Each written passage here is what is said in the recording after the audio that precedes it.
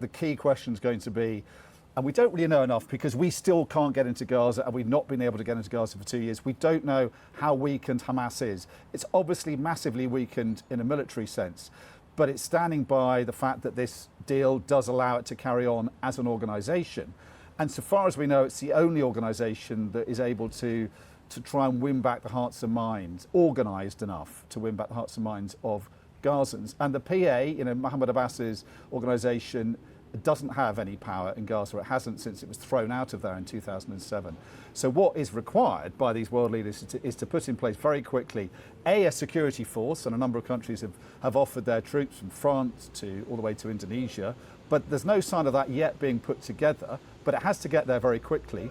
And it start, bringing about law and order and avoiding any chaos there. But also, this transitional authority has got to form fairly quickly. So it's what's going to happen in Sham, but also what happens after that. And I think, as you say, we're going to see a lot of spectacle, but there is a real sense of opportunity. There's a lot of diplomacy going on in the background. There's a real sense that we have an American president now who is fully engaged, who is prepared to put the kind of pressure that's needed on Israel, but also he's got other regional actors to do what's required to put pressure on Palestinians. It's an opportunity, but it's potentially quite a narrow moment of opportunity. And you hope that all these leaders gathering in Sham are going to seize that moment and make this potential actually last.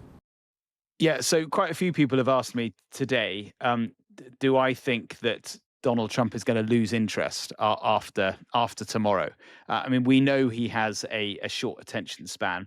In fact, one Palestinian source I was speaking to a couple of days ago said he has the attention span of a goldfish. So there is a concern there that he will lose interest, move on to something else. I'm not convinced he will. I think he's attached himself to this so firmly now. And if you add to that the whole sort of Nobel Peace Prize next year and all of that, I think he will stay the course. He also, of course, wants to further the Abraham Accords, which was a key foreign policy achievement, maybe the key foreign policy achievement in his first term.